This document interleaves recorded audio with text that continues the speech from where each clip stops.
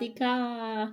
I'm back from my trip to Thailand, and so excited to share my experiences, the time there, the all the things I saw, how I felt. I spent a lot of time journaling, a little bit. I spent a little bit of time journaling there, but when I've come back, I've continued to try to journal and capture those feelings. And a lot of vlogs are coming up. So there's going to be several vlogs documenting, showing this trip to Thailand and how it's changed me in so many ways. I've been wanting to take this trip for years. I mean, at least for the last. My son's lived there since COVID. He's lived in other countries as well, but he's lived there since COVID. And probably the last 3 years, I've been really wanting to take this trip to Thailand, not only to visit him and his then girlfriend, now wife, then fiance, now wife, but also to see the world they live in. And I've always been interested in Asia, the culture, the food, the sense of love and care that they have for their environment and each other, and what the care they put into everything. And I've always been just so curious about other cultures, but especially Asian culture. I've always been a fan of Asian food, and I've always had a lot of respect for not only how they treat each other, their elders, and that level of, it's just different than how we see family in the United States. So I've always been just so curious about that culture. And with him living in Bangkok the last 5 years, I've been wanting to go visit. I've watched so many videos. I think I've since forever been watching videos about Thailand, about Bangkok. So about this time last year, my husband and I decided that we were going to go. We're going to try to take a trip sometime either this year in 2025 or at the end of 2024. Well, I got super anxious and I really, really wanted to go. So my son, who lives in Chicago, he decided he was going to go at the end of December. So I went on the trip with him. We left December 27th to go to Chicago and flew out the 28th.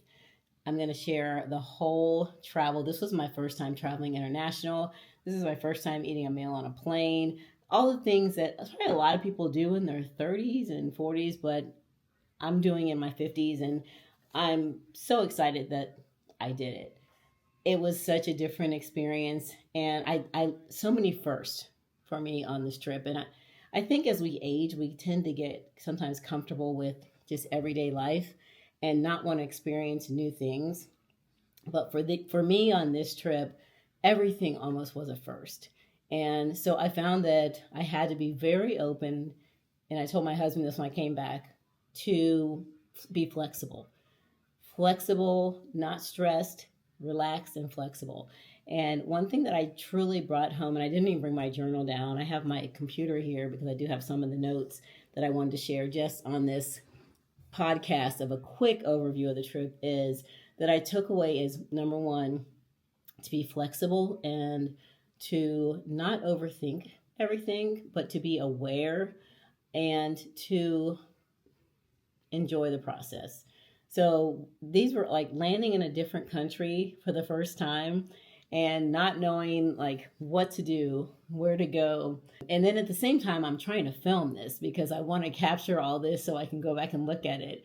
And I didn't film as much as after I looked back at the footage, I was like, wish I would have filmed more because I didn't capture as much as I wanted to capture. And I think it's really hard when you're learning something new, you're experiencing something new, and at the same time, you're trying to capture it on video. And that was one of the challenges that I had, is that I have all these new experiences and I want to capture them on video, but at the same time, I want to be present. So a lot of things I didn't capture because I really wanted to be present in every experience, especially when I was in the airport. I really wanted to be aware of what I was, where I was going, what I was doing, not look, starry-eyed, but to also, be aware of for safety purposes. And I also wanted to be present. So even when we were out in Bangkok and in Phuket, a lot of things I didn't film because I just was taking it all in. And there were so many times I found where I was just quiet And my kids would look over at me like, Mom, you okay? And I'm like, no, I'm taking this all in. And I wanted to take in the environment. I wanted to take in the sense. I wanted to take in the feeling. And so even when like we were in Korea and we had to figure out where to eat and where the food court was and how to order the food, I just noticed that like I didn't feel stressed about it. I went with the flow and we figured it out. And it was cool. Like it was cool that I was like I could be in that environment, not be stressed about something completely new and different, and that I could just go with the flow of what happened. And I absolutely loved it. Like I absolutely love international travel. I think it is so wonderful to step out into a new country and to try to figure things out. So we landed in Korea. That's where we flew through. And when I have the video vlogs, you'll see all of that experience. Some of it, like even when we were going on the flight, I'll show all that on the video. So you'll get to see all that. I did capture like the meals and stuff, but I didn't get a whole lot on the plane because there's really not a lot to do on a 15-hour flight. We flew to Korea and then we had a 3-hour layover, which we really didn't do a lot. We walked around a lot. We got some food. We wanted Korean food. The one thing I found in that airport is there weren't a lot of other foods. There weren't a whole lot of options, but we wanted Korean food, which is what we got. And I tried everything. So we flew to Bangkok. We landed in Bangkok about 1 in the morning. And my daughter-in-law and son were there, and it was just the sweetest and most wonderful exchange. It was my first time meeting her in person, and she was exactly like she just stepped out of a video. Like we just stepped out of a video call and she jumped right out of FaceTime and was right there. And we just had the most amazing time. We started off with one of the dishes I had been wanting to try, and we had Christmas together, and I didn't even capture like all the Christmas gifts exchange and stuff because I really was just taking it all in. And so even like the next day we flew to Phuket. Matter of fact, it was the same exact day because by the time we got to our hotel, it was 4 a.m. I got to bed about 5:30 a.m. and we had to leave to go to the airport at 10:30 a.m. And so on this trip, and the next one I will do a lot more videoing. I really wanted to capture it. Every feeling that I had, and I wanted to take it all in, and I did. And I enjoyed every minute of every new thing I did. I enjoyed every minute of it. Every minute of every new thing, no matter what it was, good and bad. We did, I can't even like go through everything we did, but the one takeaway that I took away while we were in Phuket, while we were in Bangkok, we stayed in a more local area, which is something I would recommend. If you can get in a safe local area, if you want to experience the culture and not just make it a vacation.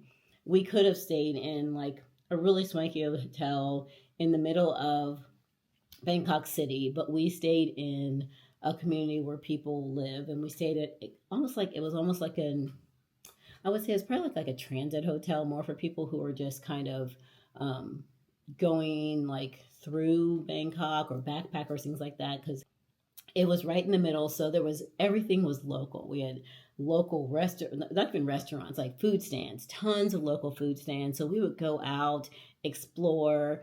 We would do our best Thai, trying to talk to people in the restaurants, at the stands. When we were walking down the street, we tried to learn as much like Thai to exchange information as we could.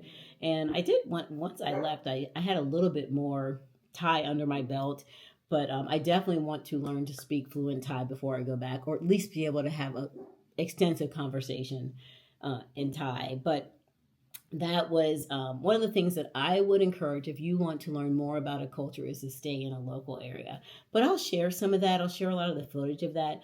But the one thing I keep going back to, the one thing I took away was simplicity. Watching people, like even because like a lot of their homes are way smaller than ours, their apartment buildings and condos are way smaller. They're living with so much less. And that was one huge takeaway that when I came back, I wanted to purge everything that I didn't really need and start living simpler. That's one of my goals for 2025 throughout these next months is to purge what I don't need. throw away things I haven't used in years. I mean, I save things. We all do. Because we have the space to save them. And I want to live a simpler life. I would love to live in Thailand. I would love to spend even like an extent more time there, like a month, to really be able to spend time with the culture, to really live everyday life there, and to experience living a simpler life than I do in the States. I think I've always wanted that. I've never been a person who's like super materialistic. I don't need designer clothes. I don't need 1,000 things.